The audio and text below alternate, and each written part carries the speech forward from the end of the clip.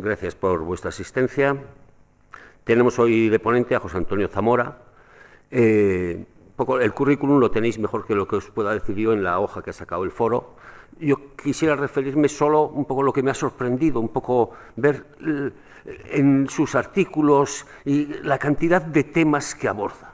Es una cosa, vamos, impresionante, de filosofía, de antropología, de religión, de teología, de todo y de cualquier cosa. Y sin embargo, no se nota que no es síntoma de dispersión, sino que son distintas miradas a una misma realidad. Me ha parecido, pues eso, excelente, ¿no? No sé. El título de la charla que nos plantea, pues es Crisis del capitalismo, callejones sin salida y transiciones postcapitalista. Crisis del capitalismo que no es solo crisis de un sistema económico, sino de todo un modelo de sociedad. Es la crisis de nuestra sociedad y, por tanto, nos atañe en numerosos aspectos de nuestras vidas. Y es un tema central que está un poco afectando a todas las realidades y a todos los problemas concretos que se nos plantean: el paro, la precariedad, las desigualdades, las migraciones, las guerras, los problemas ecológicos, etcétera, etcétera, etcétera. Todo tenemos que pensarlo desde aquí. Es muy difícil, perdemos mucho si no lo pensamos desde aquí. Es un tema que yo creo que, vamos, que es importantísimo y que además el ponente nos puede ilustrar mucho, nos puede, vamos, aportar mucho, ¿no?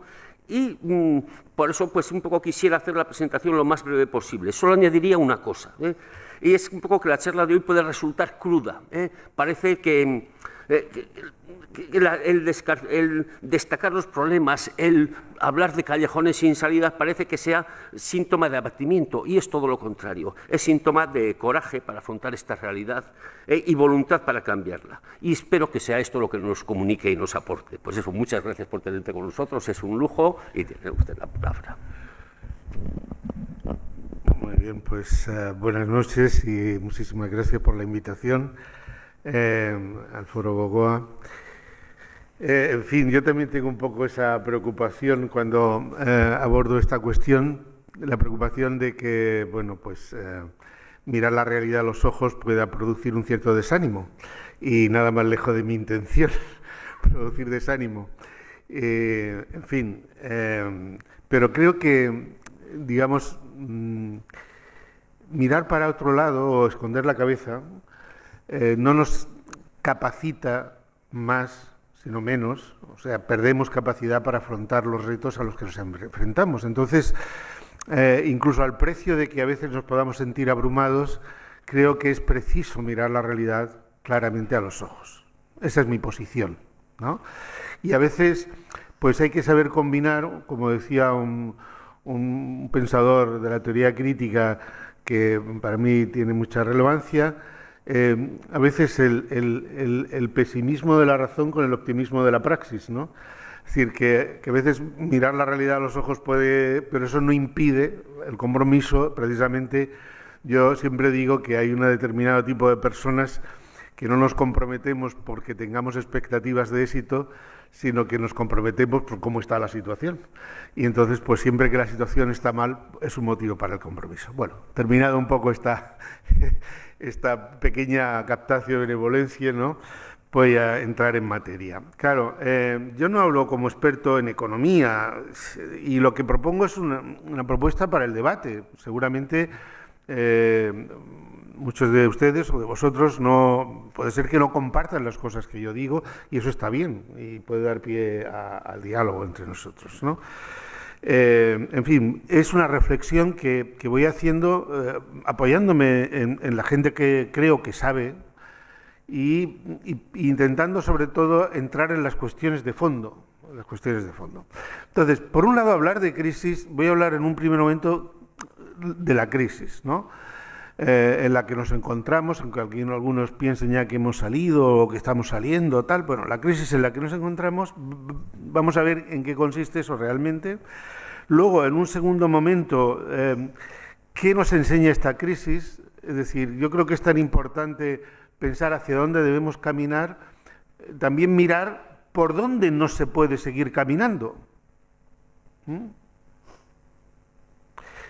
Hay un adagio chino que a mí me parece muy interesante, que dice lo siguiente: para salir del pozo, lo primero es dejar de cavar. Esto hay que pensarlo. Es decir, para salir del pozo no podemos seguir cavando, porque nos hundimos más, ¿no? Entonces, saber por dónde no vamos, por dónde no podemos ir, por dónde no es bueno seguir caminando, es importante.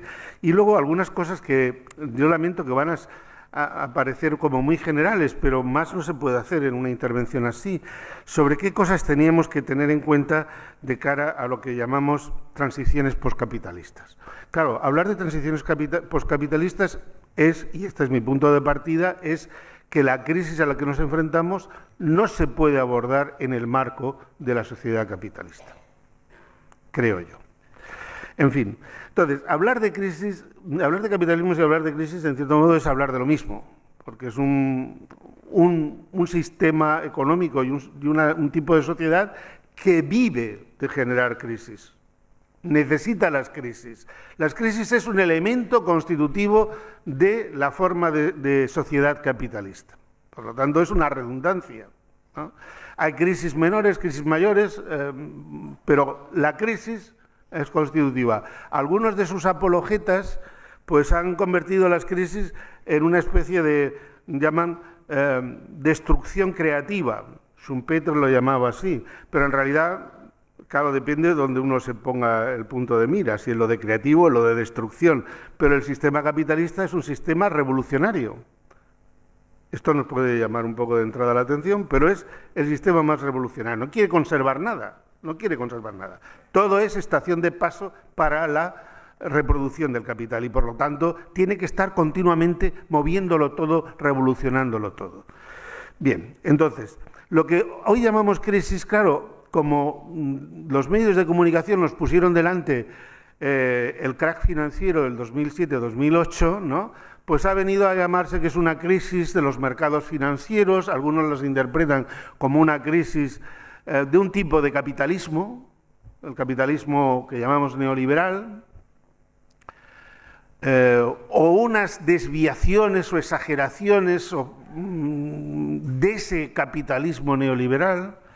A mí me parece que eso es un diagnóstico absolutamente insuficiente, porque digamos que la financiarización de la economía no es algo que responda, aunque algunos lo presenten así, digamos, a comportamientos individuales, al afán de lucro de unos pocos, ese 1% que quiere enriquecerse.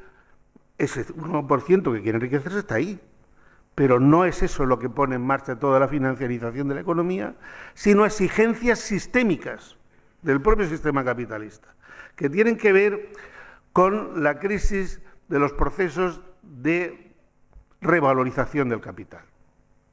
Las crisis en el capitalismo siempre tienen que ver con el sistema productivo. Lo otro viene añadido, viene sobre eso, pero es el sistema productivo, ¿no? Entonces, realmente lo que hemos visto es, digamos, los síntomas que nos han llamado la atención es la crisis de los mercados financieros, el hundimiento de los bancos, la crisis, la burbuja inmobiliaria, todo eso. Pero ¿por qué fluyó el dinero ahí? ¿Por qué se fue el dinero ahí? ¿Por qué se armaron esas burbujas? Eso es lo que hay que saber. Y eso no está en las burbujas, no está en el sistema financiero, eso está en el sistema productivo. En fin, y por lo tanto, a lo que nos enfrentamos es algo más profundo, que no se resuelve exclusivamente pues poniendo controles a los mercados financieros o tasas de lo que sea. Pueden ser interesantes, no digo que no, pero no se resuelven así porque el problema está más abajo, está más profundo, ¿no? La reproducción, estamos viviendo una crisis que algunos llaman una multicrisis. Multicrisis, ¿en qué sentido? Pues que es una crisis múltiple en el que se conjugan varias crisis al mismo tiempo. Tenemos una crisis que afecta a la revalorización del capital, por lo tanto hay dificultades enormes de relanzar la economía productiva, ¿no? Y de que las tasas de beneficio vuelvan a estar lozanas, por así decirlo, ¿no? Y el crecimiento económico, lo vemos. Mirad a Alemania, ahora mismo está a cero, veremos a ver si entra en recesión o no, es decir, y llevamos así unos años. Es también una crisis ecológica muy importante. el productivismo y el crecimiento está chocando con los límites del ecosistema. Y eso es una situación, es decir, si, digamos, la respuesta estándar, ¿no?, a las crisis económicas siempre ha sido relanzar el crecimiento, en un contexto de crisis ecológica habrá que ver si eso es no solo posible, sino deseable. ¿Qué consecuencias tiene eso? Es una crisis de reproducción social. De reproducción social quiere decir que el avance de la mercantilización total de todas las actividades humanas ha hecho un momento en que llega un momento en que pone en peligro la propia reproducción de la vida humana, ese tipo de cosas que estamos viendo que se hunden. Por ejemplo, pues cuando dicen la tasa de natalidad se viene abajo, es que, digamos, el mundo del trabajo ya no acepta y no está en condiciones de acoger las necesidades reproductivas de la sociedad. Reproductivas no me refiero a tener hijos, me refiero a todo lo que supone la esfera de la reproducción, que es una esfera feminizada, pero es una esfera que, digamos, podemos hablar luego de eso, ¿no?, pero en cualquier caso, esté o no feminizada, es una esfera fundamental para una vida humana digna. Tenemos una crisis de la política. Yo no creo que la política, o sea, quiero decir que la política no ha podido hacer mucho nunca, así, entre nosotros. No ha podido hacer, pero algo podía hacer, ¿no? Es decir, digamos, los márgenes de acción de la política se han visto reducidos drásticamente. Y eso ha generado una crisis de credibilidad, una crisis de confianza, entre otras cosas porque todo el mundo sabe, ¿no?, que algunos votamos y otros deciden, y los que deciden no somos los que votamos, ¿eh? Entonces eso genera una crisis de vaciamiento de la autonomía relativa de la política. Y una crisis también, cada vez lo vamos a ver con más claridad, de hegemonía mundial. Y eso supone eso va a suponer un embate tremendo al reparto internacional de la riqueza que hemos tenido hasta ahora. Un informe hace unos 3 o 4 años, sacaba un informe, una agencia que es el Consejo de Inteligencia Nacional Norteamericano, una agencia que depende de la CIA. O sea, no un nido de rojos que está haciendo especulaciones sobre el futuro de la economía, sino la CIA. Y en ese informe, que se llama Tendencias Globales 2030, prevé que los bloques hasta ahora hegemónicos de Estados Unidos, la Unión Europea y Japón, que en esas fechas tenían el 56% del Producto Interior Bruto mundial, en el 2030 tendrán el 25% del Producto Interior Bruto mundial. O sea que esto supone una contracción tremenda de espacios económicos que hasta ahora eran hegemónicos. Eso está ahí. Y esa crisis, digamos, en la cual nos encontramos ahora, viene de una crisis anterior, que es la crisis de los años 70, del Fordismo, que, digamos, sella un periodo, que fue un periodo, lo que llaman los 30 años dorados, ¿no? Fue un periodo donde se conjugaron, pues, todos los astros desde el punto de vista capitalista. Luego veríamos si eso es en todos los sentidos positivo o no.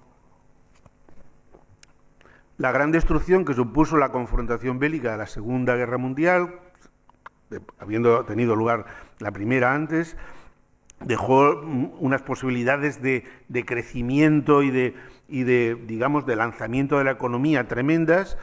El Fordismo, las grandes cadenas de producción, y eso generó, pues, una serie de círculos desde el punto de vista, no de todos los puntos de vista, pero desde el punto de vista económico-capitalista, círculos virtuosos que se retroalimentaban. Crecimiento, productividad, salarios, posibilidades de construir el estado del bienestar, porque había recursos, Y todo eso genera pues eso que nosotros conocimos menos. En España conocimos menos, tenemos que decir que aquí no fue como en otros países de Europa, pero que fue un momento, ¿no? Y eso llega un momento en los años 70 que se hizo visible con la crisis del petróleo, pero que era un momento en el cual esas dinámicas que se retroalimentaban, virtuosas, se colapsan. Y colapsan, como colapsa siempre en el capitalismo, por un exceso. Es decir, las crisis del capitalismo, a diferencia de las crisis precapitalistas, no son crisis de escasez. No son crisis de escasez. La escasez puede venir como consecuencia de la crisis, pero no son crisis de escasez. Es todo lo contrario. Hemos ganado tanto que ya no podemos reinvertirlo con los mismos niveles de beneficio como hasta ahora. ¿Y qué hacemos con eso? Porque en el capitalismo no se trata de producir riqueza, no. Se produce riqueza material, subordinadamente, porque el objetivo no es ese, el objetivo es producir beneficios y multiplicar los beneficios y acumular los beneficios. Y cuando eso colapsa, cuando esos beneficios no se producen, y para eso hay que invertir, y hay que poder consumir lo que se produce. Desde los años 70 vivimos una crisis, podríamos decir así, digamos, los individuos con capacidad de compra solvente no somos capaces de asimilar lo que es capaz de producir el capitalismo. El capitalismo está en condiciones de producir muchísimo más de lo que nosotros somos capaces de asimilar. Y no hay esa demanda, no hay una demanda a la altura de lo que el sistema económico puede producir. Y eso es un problema para el sistema capitalista, es un problema muy serio, ¿no? Entonces, todo eso genera unas dinámicas que se retroalimentan también, que ahora no son virtuosas, sino que son viciosas. No se reinvierte, no se generan beneficios, no se pagan impuestos, llega la crisis fiscal del Estado, etc. Y entonces, lo que hasta ese momento había sido un instrumento, podríamos decir, un instrumento adecuado, ¿no?, para favorecer el crecimiento económico, la dinámica económica, que era todo ese aparato del Estado, el estado del bienestar, la inversión pública, todo eso, a partir de ese momento empieza a identificarse por los sectores económicos como el enemigo a batir. Lo que hasta ese momento se había defendido y se había aceptado porque era aquello que sostenía la propia dinámica económica. Ya sé que el estado del bienestar es una lucha de los trabajadores y una lucha de los sectores sociales, eso también, pero digamos que los límites de las luchas dentro del sistema capitalista los pone la revalorización del capital. Es decir, el capitalismo lo soporta todo,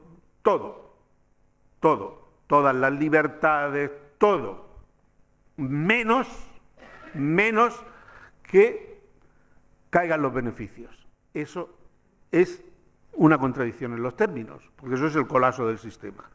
Entonces, sí, todo eso que se fue montando en lo que hemos llamado el capitalismo fordista keynesiano, permitía, digamos, que funcionara la máquina económica, pues bienvenido. Cuando llegó un momento en que se identificó como el enemigo, entonces había que debilitar a las organizaciones de los trabajadores, había que debilitar al Estado, y todas las políticas neoliberales que hemos conocido, estas y las que tienen que ver pues con la liberalización de los mercados financieros, con la incorporación de las nuevas tecnologías y la deslocalización empresarial, con la distribución internacional de la división del trabajo, llevando las empresas, porque, claro, nosotros estamos acostumbrados a mirar la cosa en términos nacionales, y decimos, los chinos, los tal.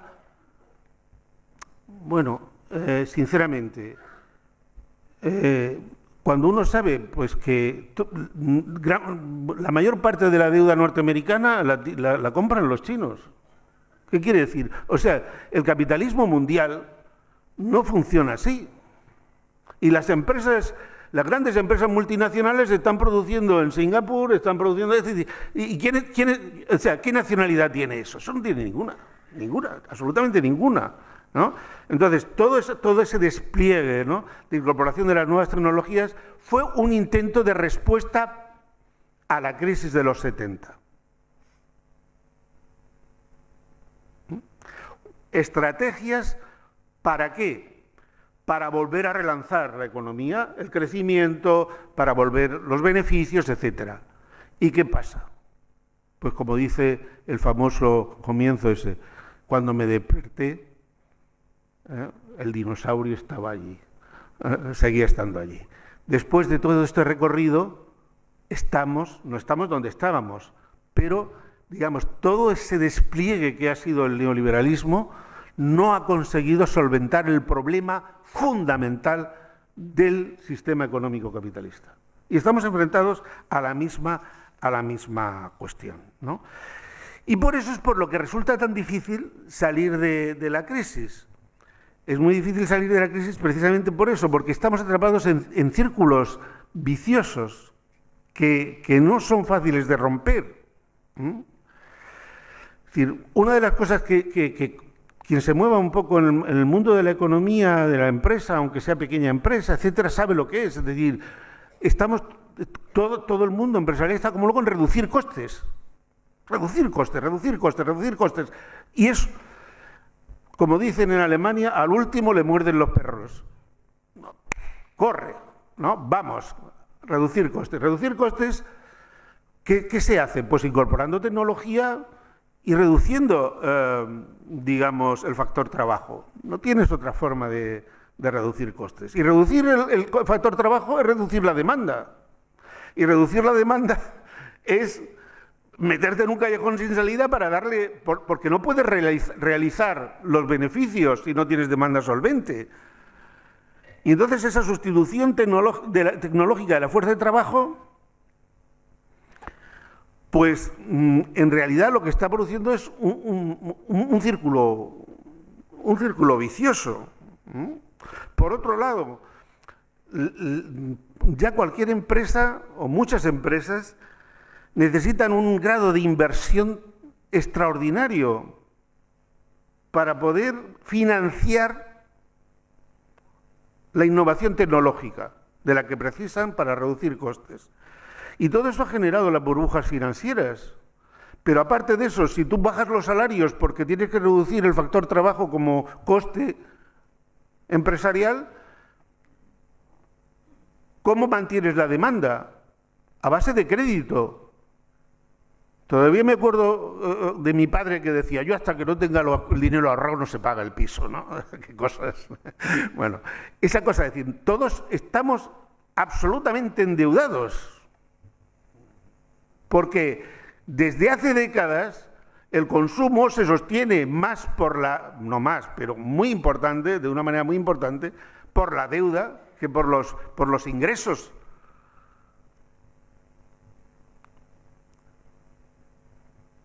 Es que cuando nos asustamos de la deuda que tiene el Estado, que ya supera el billón y que es más alta que el Producto Interior Bruto, pero es que la deuda privada es más alta, la deuda que tenemos todos. Bueno, entonces, eso genera las burbujas financieras. Y eso genera también pues todos estos procesos que hemos visto, ¿no? Es decir, las quiebras bancarias, el Estado, una especie de keynesianismo perverso, ¿no? El Estado al rescate de los bancos, que es una socialización de las deudas. Todos, el Estado somos todos, las deudas para todos, ¿no? Y luego esos mismos que han visto bien que el Estado haga suyas las deudas, señalan al Estado con el dedo y dicen que este Estado está muy endeudado, tiene que reducir sus gastos, ¿no? Pero no han tenido problema en que el Estado se trague y cargue con la deuda del sector financiero. Bueno, eso es lo que estamos. Claro, pero si el Estado tiene que hacer cargo de esa deuda, ¿cómo mantiene, digamos, su estructura de servicios educativos, sanitarios, de atención de servicios sociales, recortes? Quiero decir, estamos ahí con una difícil salida, ¿no? Y en esta situación, pues cabe pensar muchas cosas, ¿no? Pero decir, ¿esto tiene salida en este sistema? Esta es la pregunta. Un pensador, un teórico social que es muy conocido, Frederick Jason, tiene una frase que es muy repetida, ¿no? Y él dice, es más fácil pensar el fin del mundo que el fin del capitalismo. Y es verdad, yo a veces en algunas clases que tengo con universitarios y tal, les digo, oye, pensad, ¿qué cosas podrían ocurrir para que este mundo se fuera al carajo? El mundo, como un todo. Empiezan a decir, pues esto, tal, un desastre nuclear, no sé cuánto, tal. Y luego le pregunto, ¿qué podría ocurrir para que se acabara el capitalismo? Y ahí se queda todo el mundo absolutamente en blanco, en blanco. Bueno, hay una serie de pensadores, muchos conocidos, David Harvey, por ejemplo, o Alphater, Streeck, Kurtz, una serie de pensadores que han visto, pues que esto tiene pintas de ser una crisis sin salida dentro del sistema capitalista. ¿Por qué? Bueno, por ejemplo, el politólogo alemán Alphater dice que la contradicción que hay, ¿no?, entre el régimen de acumulación económica capitalista y, digamos, los límites ecológicos de la biosfera. La biosfera es un sistema abierto, pero, digamos, el calentamiento global está convirtiendo, nos está situando ante un límite irrebasable. Y la lógica de acumulación del capital es ilimitada. Es ilimitada. No reconoce ningún límite, ni humano ni natural. Es una multiplicación constante de sí mismo, del propio capital. Y eso no es compatible. Los seres humanos somos limitados. La Tierra tiene límites. La energía, la capacidad de asumir basura, es limitada.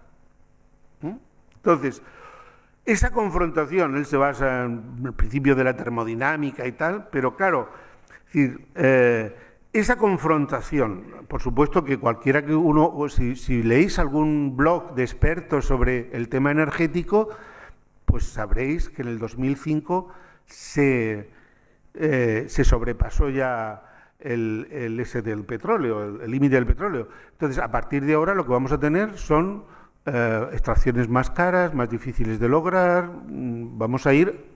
Y lo que dice Alphater es que ese gran desarrollo económico de los 30 años dorados fue posible gracias a la disposición de energías fósiles, que si no tenemos esas energías fósiles, la máquina se para.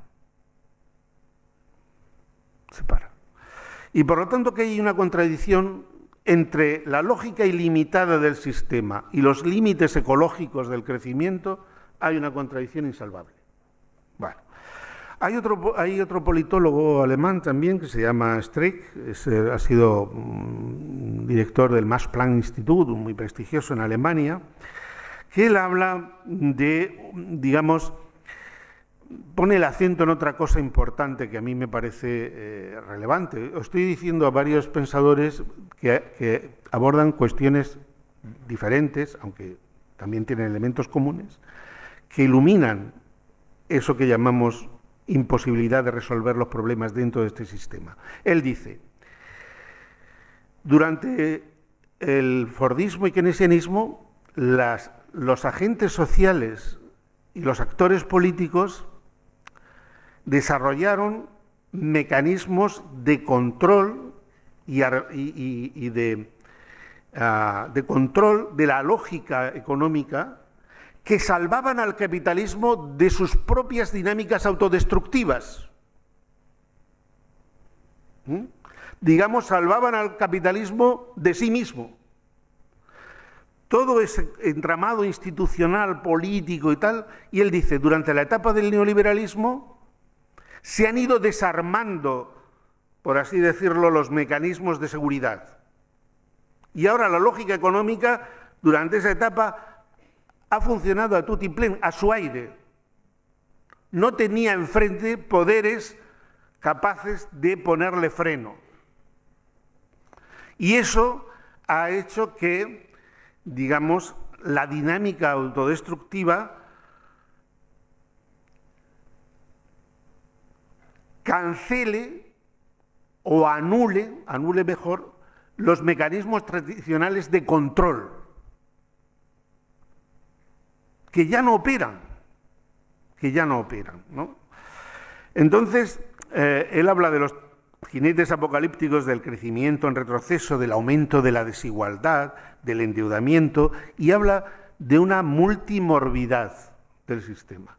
Multimorbidad lo que quiere decir es como cuando dicen, cuando ya las personas que entramos a los hospitales a partir de cierta edad, bueno, pero dice, cuando hay un, ¿cómo se llama eso? Multiorgánico, ¿no? Un colapso multiorgánico, es que le han fallado los riñones, el pulmón, todo, ¿no? Le han fallado todos los órganos. Bueno, pues eso, multimorbidad. Y otro pensador que también me parece interesante, que se llama Robert Kurz, también recientemente fallecido, este decía que una cosa muy importante donde ponía el acento es precisamente en la sustitución tecnológica de la fuerza de trabajo por la tercera revolución industrial. ¿Qué ocurría en los años 50 en España? ¿Cuánta gente trabajaba en el primer sector? El 60% de la población. ¿Cuánta gente trabaja hoy? El 8% menos, no sé, ¿no? Toda esa gente excedente del campo fue a la industria. La reconversión industrial expulsó a la gente al sector servicios, ¿no?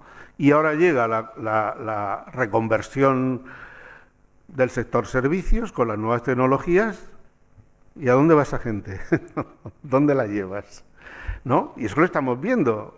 El sector bancario, el sector servicios. Va a haber una reducción tremenda del empleo. Y, si no reducción, una extraordinaria precarización. Entonces, claro, en esta situación el problema es que la fuente del valor, la fuente del beneficio es el trabajo. Si destruyes, es una contradicción inherente al capitalismo. El capitalismo necesita del factor trabajo para hacer beneficios, pero es su enemigo acérrimo porque tiene que quitarse costes y por lo tanto reducir. Entonces esa contradicción es interna al propio capitalismo y dice, insalvable, ¿no? Entonces, ¿cómo se resolvía eso? Con la expansión territorial, en la época del imperialismo, colonialismo, imperialismo, luego con la explotación cada vez más rigurosa de la fuerza de trabajo, gracias a las nuevas tecnologías, luego con el endeudamiento y las burbujas financieras, y todos esos recursos se han agotado, ya no están a disposición, y por lo tanto la reducción de la fuerza de trabajo nos lleva a una situación que, bueno, algunos dicen, vamos a entrar en un proceso de estagnación, cuánto tiempo dure no lo sabemos, ¿no? Pero desde luego no se ven esa idea con la que ha funcionado mucha gente, que, bueno, de todas las crisis se salen, de esta también, tarde o temprano levantaremos la cabeza, esto se acaba, y viene otra cosa y tal y cual. Bueno, incluso algunos ya empiezan a decir, no, si ya está saliendo esto de la crisis, ya estamos mejor y tal. Bueno, pues esa idea a mí me parece que es una idea equivocada, que podemos entrar en un proceso o bien hay un economista que es un economista marxista, pero que ha trabajado muchísimo tiempo haciendo análisis en la City londinense de cosas financieras y tal, Michel Roberts, que tiene 2 libros que no son recomendables cuando uno está mal de ánimo, porque se llaman La Gran Recesión, y luego el segundo libro dice La Larga Depresión. O sea que si uno se coge estos libros estando bajo de ánimo se puede hundir, ¿no? En fin, puede que entremos en un proceso así, o incluso, como dice Carlos Taibo, aquí en nuestro entorno, lo conocéis quizá, Él habla de capitalismo terminal y de colapso, ¿no? Bueno, nadie tiene una bola de cristal, pero en cualquier caso, digamos, esa alegría de decir, bueno, como las crisis como vienen se van, eso al menos tenemos que verlo con cautela. Entonces, yo ¿qué se puede aprender de aquí? ¿Qué se puede aprender de aquí? Una de las cosas que se puede aprender es que el crecimiento, que ha sido, digamos, la madre de todas las soluciones, ya no es una solución. La madre de todas las soluciones. Siempre se nos ha dicho, en cuanto estemos creciendo, ¿al qué? ¿Al 3%? Si ya crecer al 3% nos parece que es que se nos ha parecido la Virgen. ¿Quién crece al 3%? Bueno, el crecimiento no está a disposición porque la economía no está en condiciones pero además es que no debería. Porque no hay crecimiento sostenible. El lenguaje es perverso. La gente habla de crecimiento sostenible cuando quiere decir crecimiento sostenido.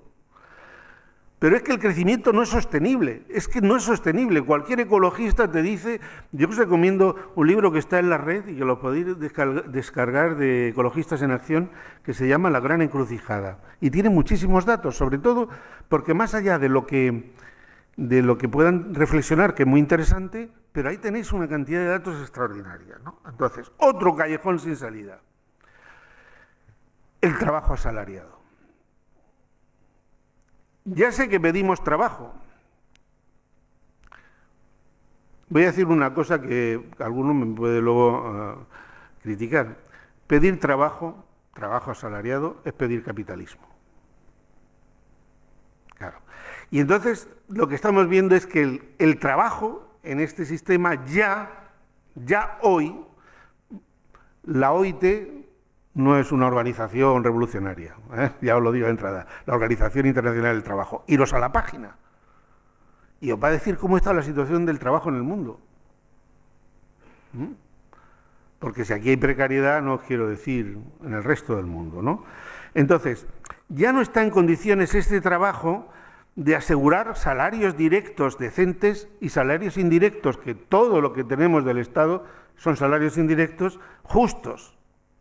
Y esa capacidad no irá en aumento, esa capacidad de generar esos recursos, sino al contrario, ¿no? Entonces, la revalorización del capital cada vez va a necesitar de un trabajo asalariado más precarizado, con los efectos de la tercera revolución.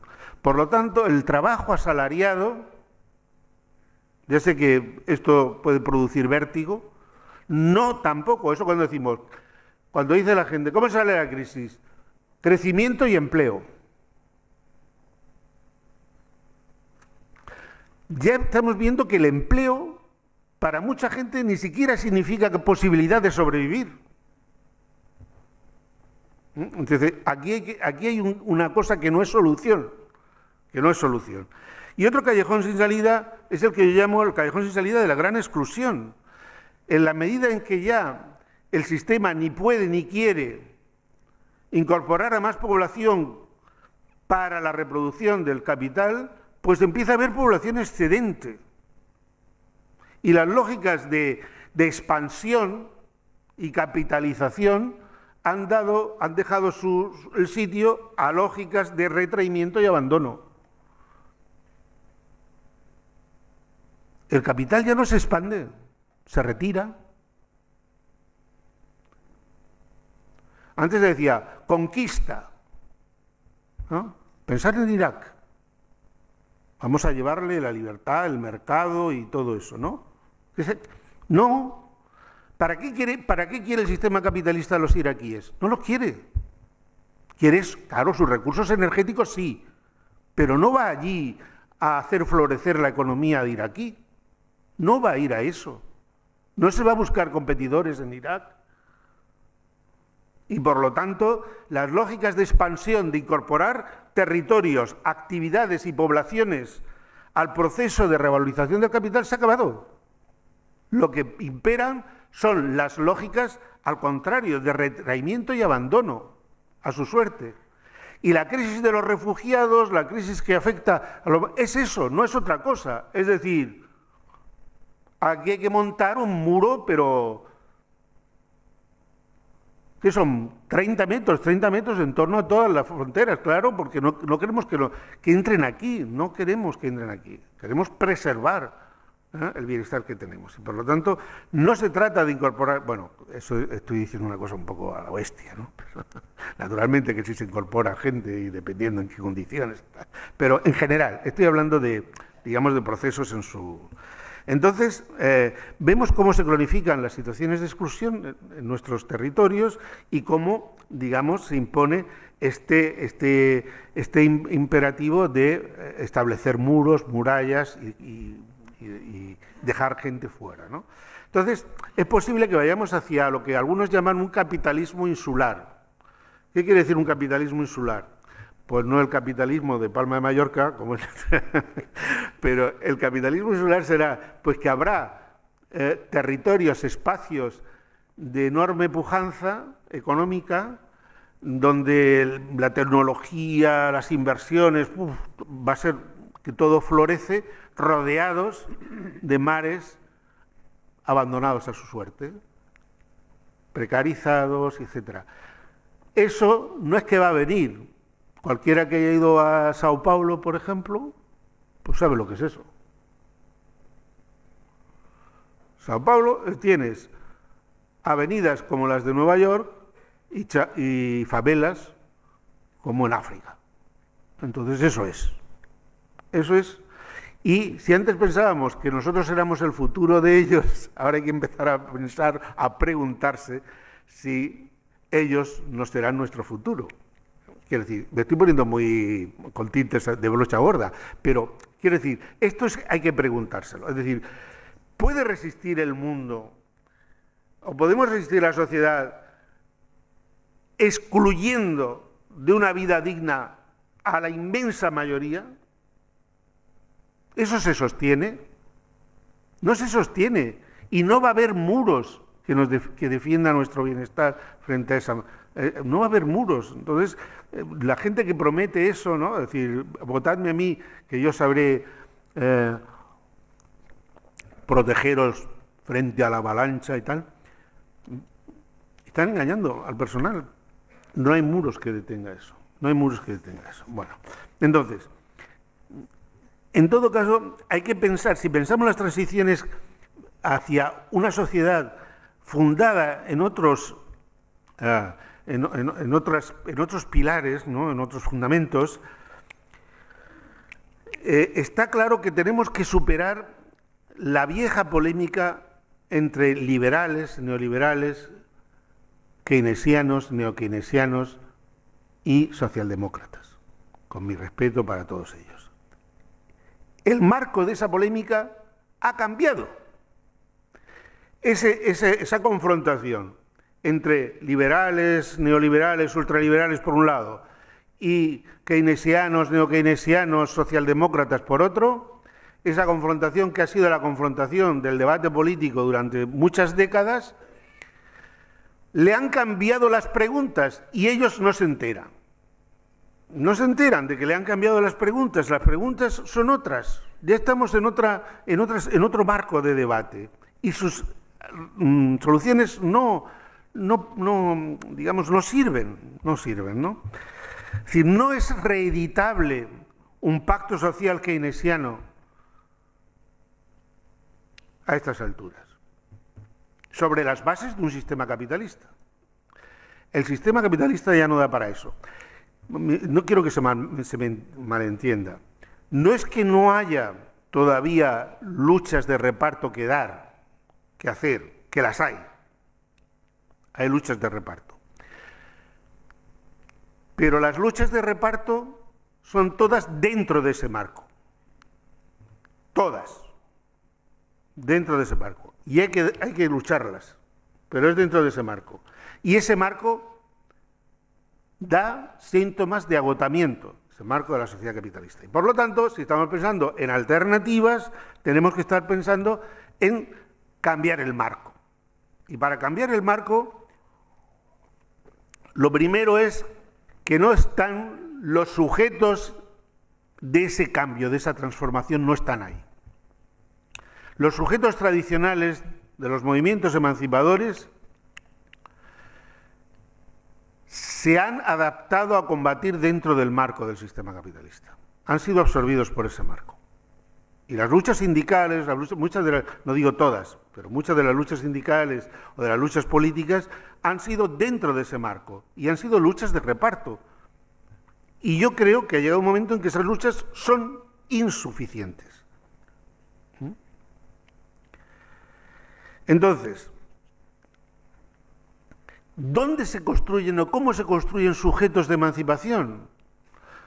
Quien tenga una respuesta a esta pregunta, hay que ponerle una peana, ¿no? Pero bueno, yo creo, sinceramente, pero bueno, algunos tenéis más experiencia incluso que yo de lo que son esas luchas y por lo tanto, perdonadme el atrevimiento, ¿no? Pero creo que tienen que ver con las principales líneas de conflicto que vivimos hoy.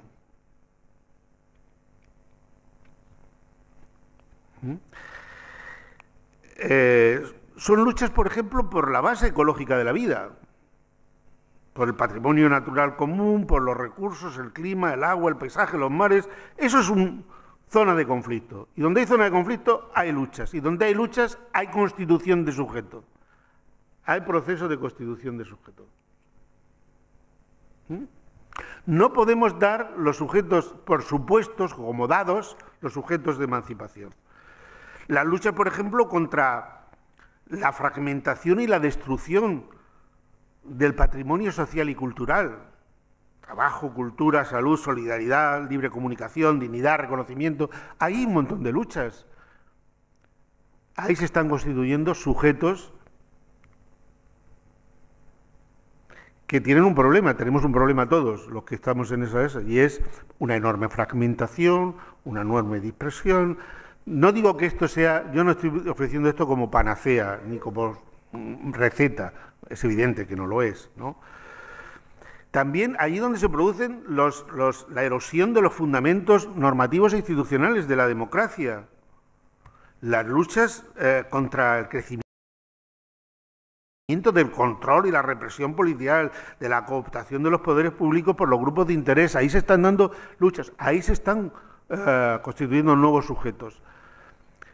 Los partidos políticos, en buena medida, están dentro de lo que decíamos el antiguo marco y plantean sus reivindicaciones frente al Estado. Es decir, son instrumentos de reivindicaciones contra el Estado, frente al Estado. Pero eso se ha agotado. Se ha agotado porque los márgenes que tiene el Estado para revertir los procesos importantes de dinámica económica son tremendamente limitados, ¿no? Entonces, diría, conflictos, luchas, formación de sujetos emancipatorios, ¿no? Por ejemplo, en el ámbito de la reproducción, la lucha feminista que se está dando en el ámbito de la reproducción social, pues es un espacio fundamental de constitución de sujetos emancipadores. Y hay muchos espacios de conflicto social donde se está produciendo una politización, la PA, es decir, hay espacios donde en la lucha concreta, en zonas de conflicto político y económico, se generan procesos de subjetivación política. Y yo creo que cada vez va a ser más ahí donde tengamos que poner nuestra atención si queremos hacer transformaciones que vayan más allá, aunque sean transformaciones dentro del sistema capitalista, pero que apunten más allá del sistema. Hay todo un movimiento europeo, en buena parte promovido por la izquierda alemana y por la Fundación Rosa Luxemburgo en Alemania, pero que están intentando, digamos, combinar esos dos elementos que hasta ahora parecían antagónicos, ¿no? Es decir, cambios dentro del sistema, pero no para reforzar, no para sostener, sino para trascender e ir más allá del sistema económico. Y ellos le llaman la gran transformación. La gran transformación es un libro de un economista, Polanyi, que explica cómo se produjo el cambio de la sociedad medieval a la sociedad moderna capitalista. Y él explica ese cambio como un cambio que duró siglos, que fue una transformación lenta y costosa, y por eso habla de la gran transformación. Y entonces hoy habla este sector de un sector de la izquierda europea que está pensando precisamente en este título, la gran transformación, para pensar cómo podemos comprometernos en transformaciones que tengan en cuenta los escenarios posibles, y los escenarios posibles no los voy a poder explicar aquí porque ya me he pasado el tiempo y tal, pero lo podéis leer en el texto. Ah, sí, bueno. Bueno, claro, la transformación en el sistema, para superar el sistema, tiene que abordar dos elementos que son fundamentales. Uno es, digamos, proyecto político, voluntad de transformación, por lo tanto, digamos, algo que responde a unos sujetos que quieren cambiar la realidad, pero al mismo tiempo tener en cuenta cuáles son las contradicciones sistémicas que se convierten en escenarios de oportunidad. Nuestra acción transformadora no se produce en el vacío, no es puro voluntarismo. El voluntarismo político se agota en el gesto. ¿No? Venimos aquí y tiemblan los mercados financieros. Pues no, los mercados financieros no tiemblan porque vengas tú. ¿Eh? Ahora, los mercados financieros tiemblan porque se les caen los beneficios. Ahí tiemblan. Y que tiemblen los mercados financieros hay que saber qué significa para mí, que estoy sometido a endeudamiento. Y qué luchas se pueden articular en torno a los endeudados. Por lo tanto, proyecto político, voluntad de transformación, pero atender a cuáles son las contradicciones sistémicas que se producen. Seguramente el gran peligro es que los escenarios o los espacios de conflicto son tantos, tan diversos. Hoy se habla de transversalidad para decir no hay un conflicto, digamos, capital único. Yo creo que sí lo hay, ¿no? Que el peligro de muchas de las luchas es agotarse en espacios particulares y no encontrar, digamos, el camino desde esos conflictos al núcleo duro del sistema, y ese tiene que ser identificado y tenemos que luchar todos frente a ese núcleo, pero en realidad, aunque digamos, eso es una realidad que tenemos que aceptar como punto de partida, es decir, igual que se ha fragmentado tremendamente la clase trabajadora asalariada y no se puede pensar en ese tipo de entidad sociológica que era el proletariado industrial, eso ya no existe y no va a existir porque yo lo quiera, ¿no? Entonces, eso son unas nuevas condiciones. Vamos a tener sujetos muy diversos, espacios muy diversos de lucha, espacios muy diversos de conflicto, de subjetivación política. El problema es cómo encontrar la confluencia entre todos esos espacios de lucha y cómo conseguimos desde esos espacios de lucha apuntar al núcleo duro del sistema. Entonces, los escenarios que se pueden presentar son muy diversos. Por un lado, pues, de entrada lo que ha habido es más de lo mismo. Es decir, la crisis, a pesar de todas las movilizaciones sociales que ha habido, que no son despreciables, pero no han conseguido mover los cimientos del sistema. Seamos realistas, no lo hemos conseguido. Es decir, la financiarización, la desregulación, la privatización y la liberalización siguen ahí. Incluso yo diría más, vemos tendencias cada vez más amenazantes de lo que diríamos un neoliberalismo autoritario y barbarizado. La xenofobia, el populismo de derechas, el miedo, el nacionalismo excluyente, bueno, el darwinismo social desbocado, la desolidarización, yo a lo mío, ¿no? Bueno, eso está, yo no digo que se vaya a imponer, espero que no, pero está ahí, que emerge como un monstruo que se nos viene encima, ¿no? Entonces, puede ser que eso tiene un recorrido limitado, entre otras cosas, porque lo que ofrece buena parte de ese neoliberalismo autoritario no se puede cumplir con los mimbres del neoliberalismo. Es una cosa muy sencilla. Lo que le está diciendo el neoliberalismo autoritario con el discurso de extrema derecha es: vamos a seguir con este sistema, pero no os preocupéis porque yo os defiendo a vosotros, que sois los españoles, ¿no? Y los españoles son lo primero frente a los mercados mundiales, ¿no? O sea, que esto no se lo creen ni ellos.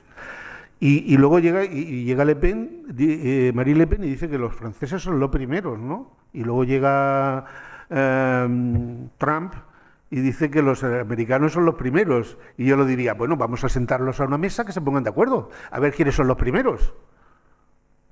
Esto es ridículo. Si los americanos son los primeros, los otros no lo van a ser. Es decir, defender una comunidad nacional en el marco de un capitalismo neoliberal es una contradicción en los términos y es un engañabobos,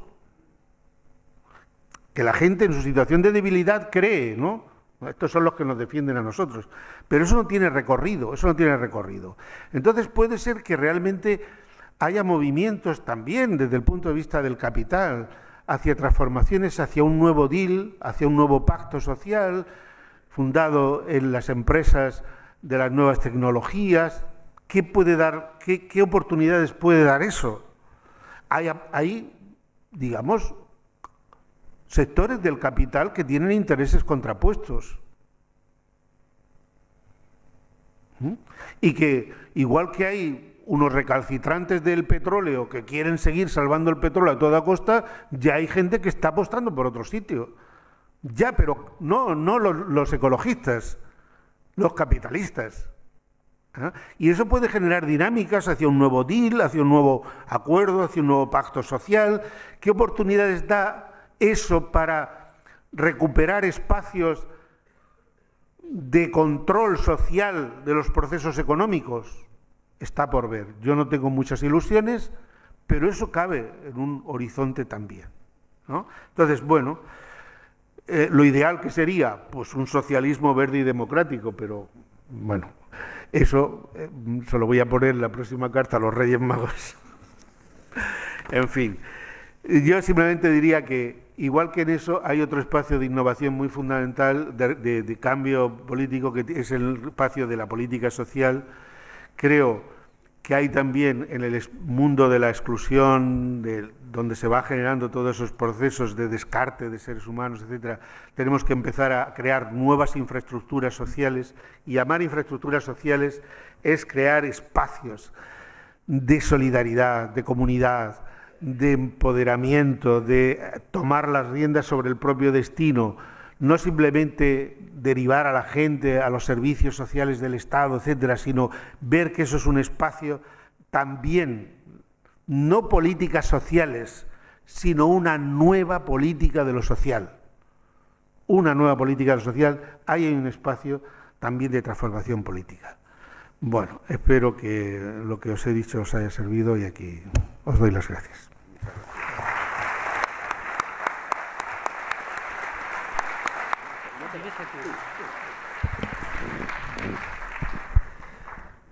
Bueno, pues como siempre tenemos media hora de algo más para debatir y pues pues el que quiera puede levantar la mano y intentaremos desde la mesa dirigir esto. Sí, Pello, allá.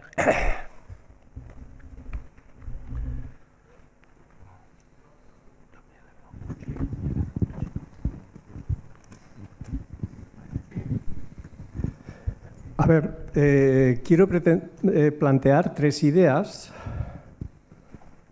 que lógicamente van a ser muy simplistas, más que simples, pero que me parecen que es fundamental también en el contexto en el que se está hablando aquí. La primera es la idea de acumulación, no solo de creación de riqueza. Acumulación es, por una parte, creación de riqueza, pero por otra parte, robo. Es decir, la riqueza no solo se crea, una vez creada también se roba. Y hay un montón de mecanismos que ahora se están recrudeciendo precisamente para esto, cuando el aparato productivo está más difícil extraer plusvalor, como puede ser la fuerza bruta, robar recursos, como puede ser la especulación, apuestas tramposas, o la manipulación de precios, o la Unión Europea, tal como está ahora mismo configurada, con ese entramado normativo institucional que no nos deja decidir en los niveles inferiores absolutamente nada. Y paso a la segunda idea. Esto no se puede hacer sin el elemento político. Y el elemento político cada vez está siendo más la fuerza bruta. La fuerza bruta en la producción y la fuerza bruta a la hora también de acumular por desposesión. Vamos a ver. Los elementos dictatoriales que se ven ahora, la evolución que están teniendo, son cada vez más fuertes precisamente por este hecho. Yo creo que la salida a esto tiene que ser no. Es muy posible que tengamos que pasar por colapsos importantes, no colapsos ya estamos teniendo. Colapsos muy importantes, colapsos geopolíticos, colapsos ecológicos, desastres, etcétera, etcétera, ¿no? Creo que tiene un aspecto positivo eso, que impactará muchísimo en la población y la concienciación que ahora se ve en algunos sectores, como el feminista o los jóvenes que se están movilizando ahora por el clima, etcétera, pues ayude a organizarnos y a tener más fuerza bruta, porque si hay una fuerza bruta potente, tendremos que oponer otra fuerza suficientemente potente e inteligente para ganar. Y la tercera cosa es, que a mí me parece fundamental porque estamos evolucionando muy rápidamente, es el capitalismo digital o la digitalización del capitalismo. Es decir, la infotecnología, la biotecnología, etcétera, etcétera, que funcionarán, ya están funcionando, pero funcionarán cada vez más. Máquinas con inteligencia artificial, capaces de aprender y capaces de decidir. Y nos venderán que son neutrales, porque es la racionalidad a la millonésima potencia. Sí, bueno, fundamentalmente estoy bastante de acuerdo, ¿no?, con lo que has dicho. Simplemente, quizá alguna cuestión de matiz, ¿no? Evidentemente, en ese capitalismo de retirada, que digo yo, que es de contracción, ¿no?, la forma de asegurar determinadas capacidades de acumulación de capital, pues se buscan por la vía del expolio, ¿no?, y por la vía de la desposesión, eso es cierto, ¿no? Bien entendido que eso siempre ha estado presente en el capitalismo, siempre. Marx tiene una cosa, un concepto que llama la acumulación primitiva, que algunos teóricos actuales, Harvey entre ellos y tal, esto es discutible, ¿no? Pero dicen que la acumulación primitiva no es algo que ocurrió al comienzo del origen del capitalismo, que consistía precisamente en desposeer para generar los recursos para poner en marcha ese sistema, sino que ha sido permanente a lo largo de toda la historia del capitalismo. El capitalismo ha tenido zonas donde imponía, digamos, el marco regular, reglado, ¿no?, de explotación de la fuerza de trabajo, y espacios, la colonización uno de ellos, el imperialismo otro, etcétera, espacios donde imponía unas condiciones de explotación por la fuerza. Trabajo esclavo, por ejemplo. El trabajo esclavo no es una cosa del pasado. El trabajo esclavo, todos los antropólogos te dicen que ha convivido con el trabajo asalariado en toda la historia del capitalismo, ¿no? Entonces, esas fórmulas de expolio y desposesión han sido consustanciales al sistema. Y eso también, quiero decir, nos refuerza un poco la tesis, ¿no? ¿La tesis de qué? De que el problema no es una determinada coyuntura, sino el sistema en sí mismo, ¿no? Esa es un poco... Y por respecto al capitalismo digital, a mí me parece que tratas un tema muy importante, abordas un tema muy importante. Hoy se habla, hay muchos autores que hablan de la silicolonización del mundo, ¿no? Es decir, eso que ha salido de Silicon Valley, ¿no?, que es un poco... Claro, ¿dónde están los límites del capitalismo digital? Pues donde están los límites de todo capitalismo.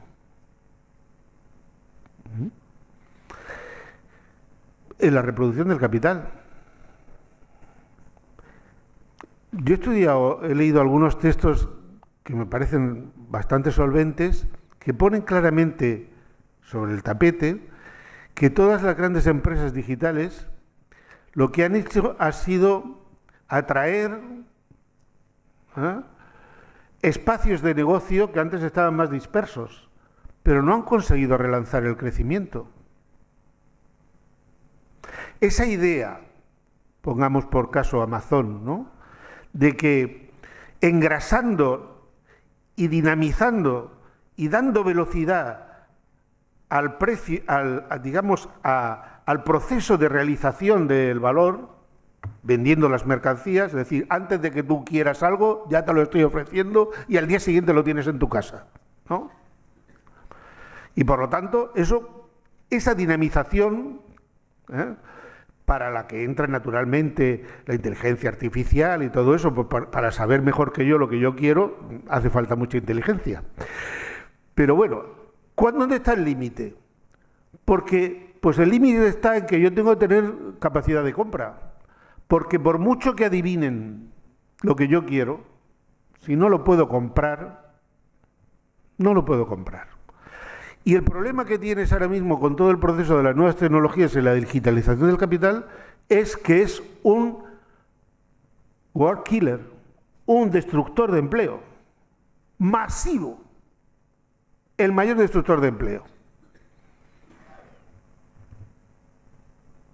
Y esta es la prueba del 9. Esta es la prueba del 9. Si no hay empleo, no hay demanda, y si no hay demanda, ya me lo puedas ofrecer en los sueños, porque seas capaz de meterme un chip en la cabeza, influirme sobre los sueños y decirme lo que quiero. Si no tengo capacidad de compra, no lo voy a poder comprar. Y eso es un engaño. Yo he estado trabajando en un proyecto europeo de biología sintética que la pretensión fundamentalmente de la biología sintética es convertir todo el espacio biológico en mercancía, para decirlo muy brevemente. Y te van a resolver todos los problemas. Todos. Por supuesto, desde el envejecimiento al problema ecológico, todo. Van a producir bacterias que hagan petróleo y bacterias que se coman el CO2, y bacterias, o sea, todo. Y la pregunta que siempre le haces a los biólogos y le dices, bueno, ¿y los recursos financieros para todo eso dónde están? ¿Y quién los va a pagar? Porque ahora te dicen que todo eso te lo venden como que es baratísimo. Sí, justo, por eso. Porque es baratísimo, no produce valor añadido, o produce valor añadido atribuido artificialmente de una manera que no hay nadie que lo pueda comprar. Entonces tú me puedes decir, oye, que yo te doy un riñón nuevo, el tuyo está hecho polvo, yo te doy un riñón nuevo y además con tus células, pero te cuesta 3 millones. Pues mira, me lo voy a quedar con el viejo porque no tengo. Quiero decir, ahí hay un problema que no es de capacidad tecnológica, sino que es de lógica económica. De lógica económica, ¿no? Entonces, esto no es para... Creo que el tema que has abordado es fundamental. Yo no lo he tratado, pero creo que es fundamental. Pero yo diría que ahí hay mucho hype, ¿no? Que nos venden una moto que no es tanta moto, ¿eh? Y no es tanta moto porque tiene el problema de fondo, que es el problema sistémico, creo yo. Bueno, perdonadme. Sí.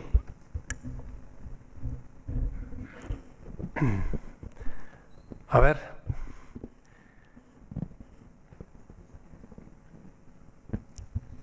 Sí, Pello, aquí.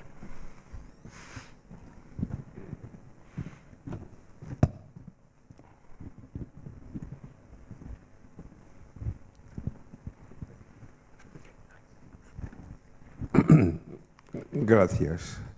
Nos has dejado sentados. Estábamos, pero estábamos más sentados, casi hundidos, tocando el suelo. Bueno, solo quiero... Han resonado al oírte algunas cosas que he escuchado estos días en la visita de unos amigos peruanos de la Universidad de Lima, uno politólogo, la otra psicóloga y muy en relación con todos los movimientos de emancipación femenina. Me han resonado 3 cosas que si quieres puedes o no comentar. Una, que todo el mundo aquí ahora busca dinero. Las empresas para financiarse, la gente para sobrevivir. Y que esa búsqueda de dinero por todas partes, de financiación de recursos, pues determina todos nuestros movimientos y nuestras apetencias políticas. La otra cosa, decían estos politólogos, que ahora ya no nos interesa tanto conocer qué discurso hay en la ONU, sino qué discurso hay en Davos.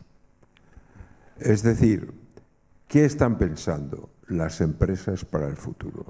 Las grandes empresas, las grandes corporaciones. Si pudiéramos anticipar algo de lo que están pensando, si pudiera haber Wikileaks que entraran ahí, pues podría tener interés.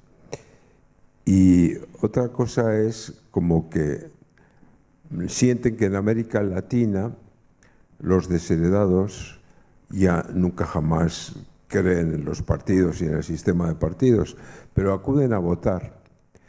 Acuden a votar porque no creen en una democracia representativa para nada, no creen que alguien vaya a representarles y luego les puedan pedir cuentas, sino porque apuestan por votar a aquellos que creen que pueden conseguir poder para hacer realidad alguna de las cosas que necesitan. No sé si me explico bien, pero estas 3 reflexiones en las que cae la política y la economía, cae más todavía, tú lo has dicho, la economía prima, ¿no? No sé si... Simplemente lo comento porque también resuenan en la sala esas ideas y si algo te dicen. Gracias. Sí. Sí. Claro, lo de el dinero, el problema de, o sea, la búsqueda de dinero, evidentemente en un sistema que está centrado en el dinero, ¿no? Pues es una, digamos, por así decirlo, va de suyo, ¿no? El problema que nos encontramos, en cierto modo, es que toda nuestra vida está monetarizada. Es decir, el avance, la penetración de la lógica mercantil ha sido tremendo, ¿no? Y cada vez, pues esa cosa que nosotros, antes había espacios, ¿no?, todavía sustraídos de, donde, por así decirlo, de actividades autotélicas, se dice, ¿no? Es decir, que no se hacían para conseguir otra cosa, sino en sí mismas, ¿no? En los hogares, por ejemplo, ¿no? O en actividades lúdicas o actividades de todo tipo que no estaban mediadas por el dinero. Ya casi nada, es decir, es que a no ser que uno decida, es que hoy nos vamos al campo, pero al campo donde no haya nada. Todo está, cualquier actividad, cualquier cosa, ¿no?, está mediada por el dinero. Es decir, la monetarización de la vida es cuasi total, ¿no? Y sin embargo, cada vez el acceso al dinero es más restringido, más difícil, más complicado. Y ese es el conflicto que viven las personas en el día a día. Es decir, que para reproducir su existencia necesitan acceder al dinero y el acceso al dinero cada vez se hace más complicado y más difícil. Para los jóvenes, para las personas que no tienen empleo, para tal cual, ¿no? Entonces, claro, lo que se está intentando, ¿no?, en algunas fórmulas, ¿no?, es decir, por ejemplo, tanto en la actividad económica, ¿no?, si vosotros conocéis aquí, ¿no?, es decir, fuentes de financiación alternativa, bueno, pues nosotros estamos en FIARE, estamos en algunas cosas, tal, bueno, es decir, que pues ver cómo se accede al dinero sin que la lógica mercantil se haga absoluta. Es decir, como decía aquel que iba a pedir un crédito y el del banco le decía si tenía esto, si tenía esto, si tenía esto, si tenía esto. Si yo tuviera todo eso no venía a pedir un crédito, lógicamente. No vendría a pedir un crédito. Si pido un crédito es porque no tengo nada de eso, ¿no?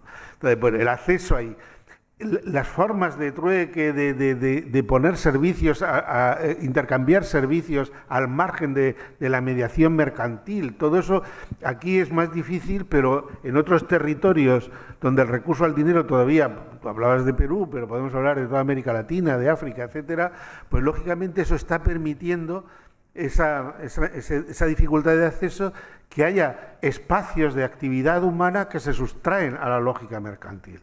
Y yo creo que hay ahí un espacio de experimentación.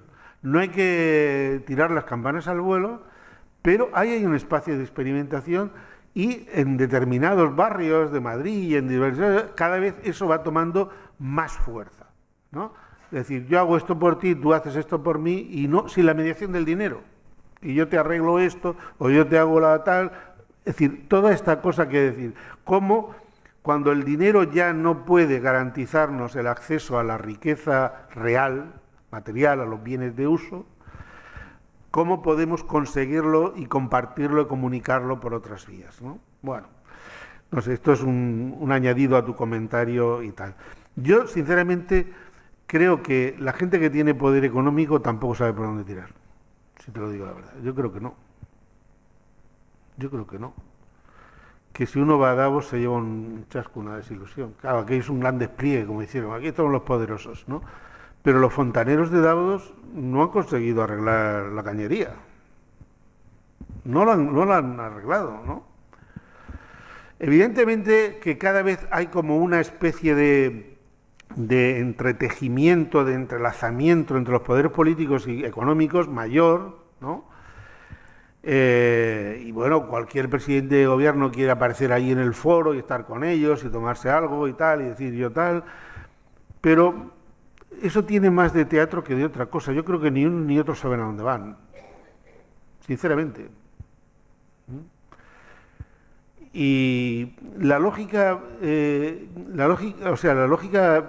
capitalista es una lógica que funciona independientemente de los individuos que la encarnan. Creo yo, ¿eh? Es decir, una idea así conspirativa, ¿no? Es una idea aparentemente crítica con el capitalismo, pero insuficientemente crítica. Pensad que toda la crítica del capitalismo que se ha hecho desde la extrema derecha tiene ese rasgo conspirativo. Y el sistema capitalista es un sistema que necesita de la cooperación de todos, porque yo, cuando voy a trabajar y entro en una relación laboral, estoy reproduciendo el capital, no el de Davos, yo. Soy una pieza del engranaje del capital. Entonces, no son esos y aquellos, somos todos estamos. Y, digamos, los aparentes actores, y eso es muy significativo, es decir, la apariencia de libertad es una apariencia fundamental del sistema capitalista. ¿Qué es lo que yo busco? Yo busco lo mío. Qué casualidad que lo tuyo coincide con los intereses del capital. Qué casualidad. Es decir, que ejerciendo la libertad, eligiendo, comprando, ¿no?, que dicen que el mercado es la máxima expresión de la libertad, es decir, cada acto es un acto político, efectivamente, ¿no? Pues yo lo que estoy haciendo es, siendo libre, ejecuto el dictado de un sistema que se reproduce por encima de mi cabeza. Entonces, yo esto lo digo, esto no para disminuir la responsabilidad de nadie ni de tal, ¿no? Pero yo creo que hay ahí digamos, unas narrativas que son... Hay muchos amigos míos que dicen, vamos a cortar cabezas. Digo, bueno, pues sí, hombre, por el gusto de cortarlas, ¿no? Pero bueno, quiero decir, después hay otra cabeza. Y quiero decir que esto no va de cabezas, sinceramente no va de cabezas. Y ya ojalá encontráramos una forma de cubrir nuestras necesidades y al margen de la mediación del dinero o del capital. Ojalá la encontráramos, y el problema está ahí, que no la tenemos. Y porque lo que hablabas del feminismo, uno de los problemas de la lucha feminista, ¿en qué consiste?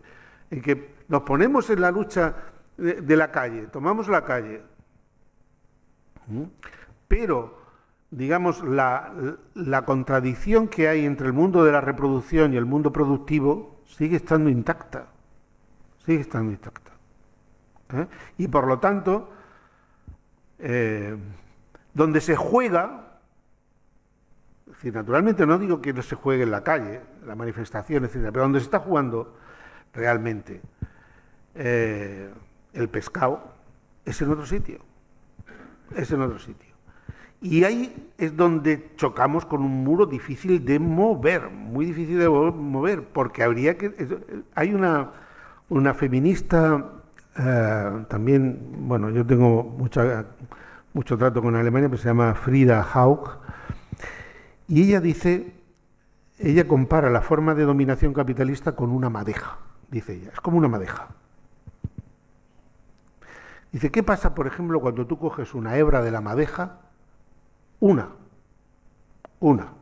y tiras? Que la madeja se aprieta. Así no se deshace una madeja. Tirando de una, no se. Y entonces ella dice, tenemos el mundo del trabajo, el mundo de la política, el mundo de la cultura y el mundo de la reproducción. Estas tres realidades hay que combatirlas al unísono, porque si no liberamos tiempo de la relación laboral, no va a haber tiempo para la cultura al margen de la relación mercantil, ni va a haber tiempo para la reproducción de la vida, las relaciones reproductivas, ni va a haber tiempo para otra política que no sea la política representativa de elegir a otros que por encargo hacen lo que quieren en mi nombre. Entonces, ella habla de que es necesario combinar esas cuatro luchas y ganar espacio en esas cuatro luchas para que realmente se pueda producir una transformación profunda. Porque si tú no reduces el ámbito laboral, no vas a poder transformar el mundo de la política. Lo hemos visto, todos los esfuerzos por crear políticas asamblearias acaban a los 4 meses, porque la gente no puede seguir dedicando el tiempo que necesita la política asamblearia, no lo puede dedicar. Y si tú no sacas, ella habla de 4, 4 y 4, 4 horas. 4 horas trabajando es una simplificación, pero es para llamar la atención. 4 horas trabajando, 4 horas haciendo política, haciendo cultura y, digamos, dedicándose a sostener la vida en las tareas de reproducción. Mientras que eso no lo consigamos, estamos dando palos de ciego porque no es posible, porque al final eso se agota la capacidad de eso. Bueno, en fin, perdona, me extiendo. Si no hay. Sí, pues nada. ¿Yo?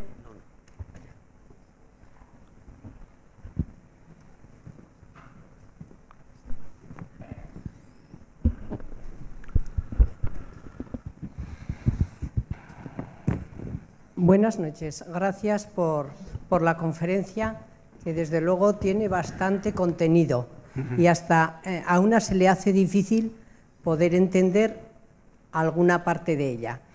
Pero sí que estaba yo ahora pensando en que estamos tan lejos de esos organismos oficiales de Davos que no sabemos hasta qué punto influimos o hasta dónde llegamos. Pero lo que sí está claro es que la crisis, que todavía yo creo que la tenemos encima, ha dejado en la cuneta a bastante gente que no se lo merecía, a ciudadanos. Y mi pregunta es, como el título de la conferencia, Crisis del capitalismo, yo tengo ganas de que el capitalismo entre en crisis, para repensarlo, para que el ciudadano, que es de donde ha de salir la fuerza mayoritaria, porque no se puede precarizar tanto y no puede haber un trabajador pobre, porque es que ni va a poder consumir. No hay derecho a que un capital que no tiene nombre dirija los designios de los ciudadanos. Y no hay derecho a que una sociedad tenga que verse abocada a estar regida por unos políticos que no sé hasta qué punto se merecen a esos ciudadanos. Entonces, mi conclusión es, habrá que volver a repensar si la nueva política o las nuevas formas de hacer ciudadanía han de salir de dentro de los ciudadanos y de esa manera poder conseguir por lo menos algo de lo que hasta ahora ni el capital ni los políticos que están dentro del sistema nos están dando. Gracias.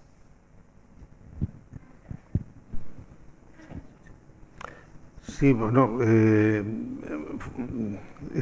no sabría qué decir, estoy de acuerdo. Es decir, eso es lo que yo he pretendido decir, ¿no? Es decir, que digamos que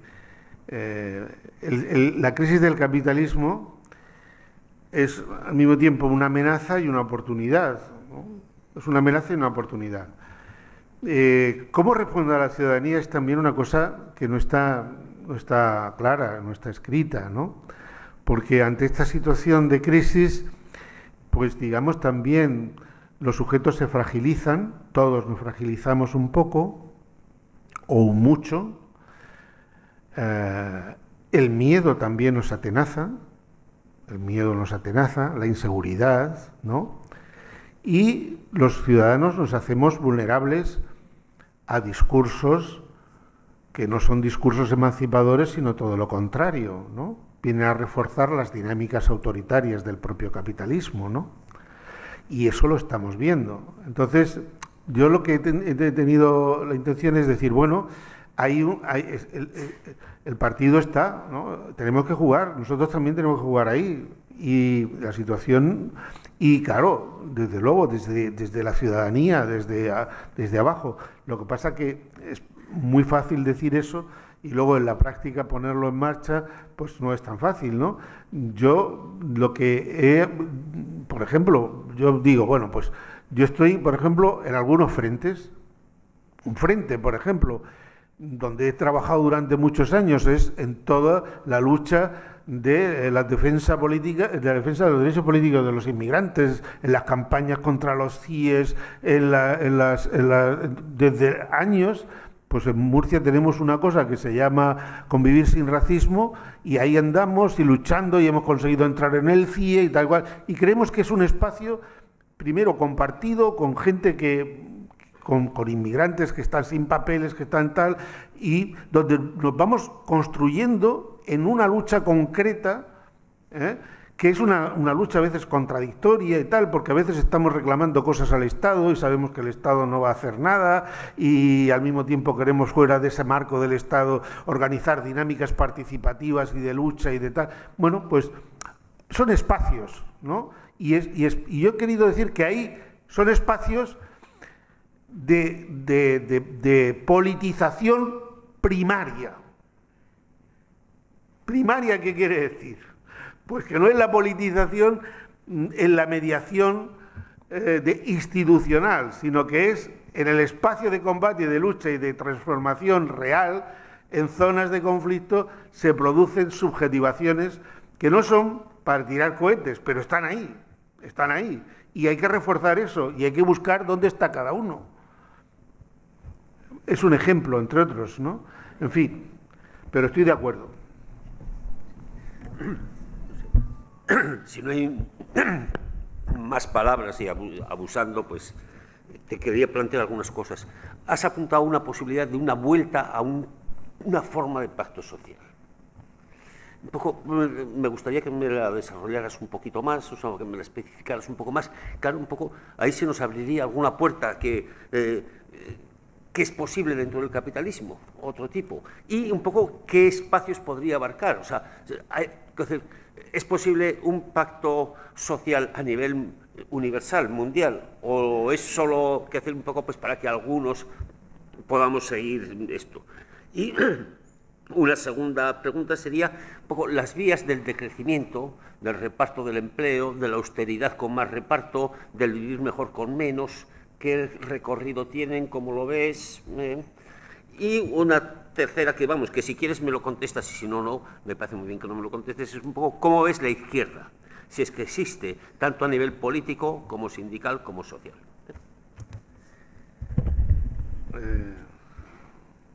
La primera pregunta era con a lo del... Perdóname. Sí, no, la vía... el nuevo pacto social, sí, no, sí, no.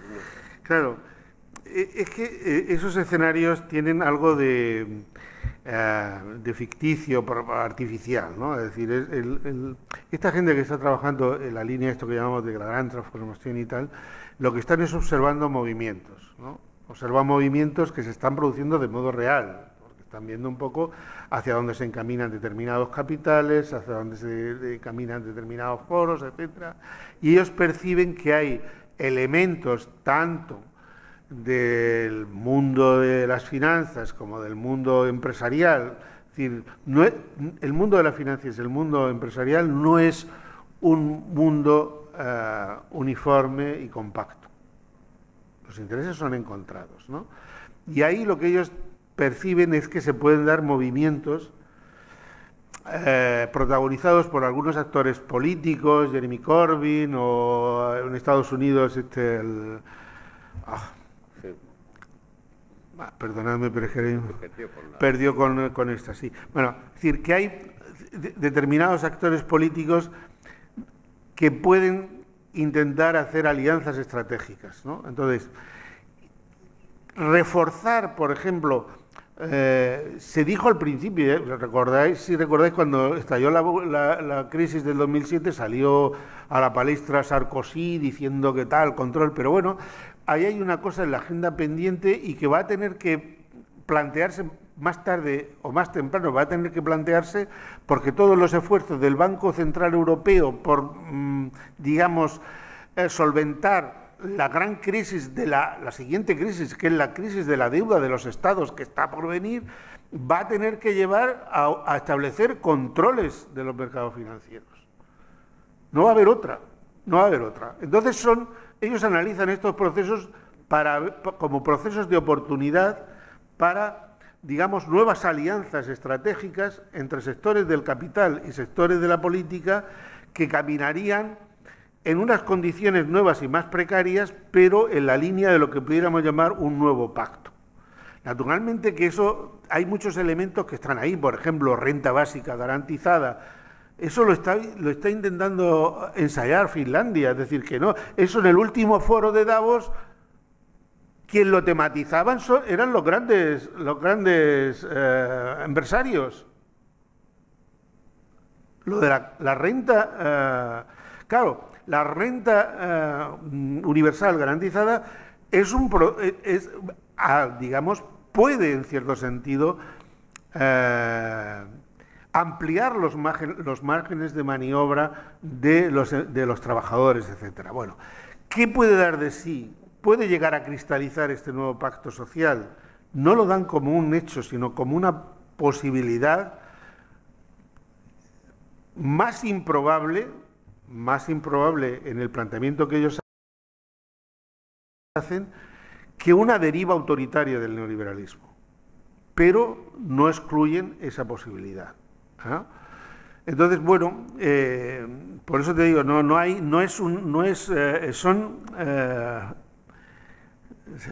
hay un elemento de heurístico, ¿no? de modelado, ¿no? de modelos posibles, futuros, que también tienen un carácter orientativo de las luchas, ¿no? Entonces, influir sobre los grandes sindicatos en esta dirección, ¿no?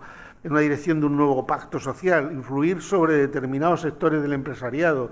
Decir, bueno, ¿por qué? Porque ellos también están en una situación a veces de supervivencia, ¿no? Es decir, ver que otros sectores industriales asociados a las nuevas tecnologías, a lo que se llama el capitalismo verde, no pueden ser, bueno, ellos ven ahí que eso puede tener algún tipo de cristalización. ¿Qué puede dar eso de sí de cara a lo que pudiéramos decir un ir más allá?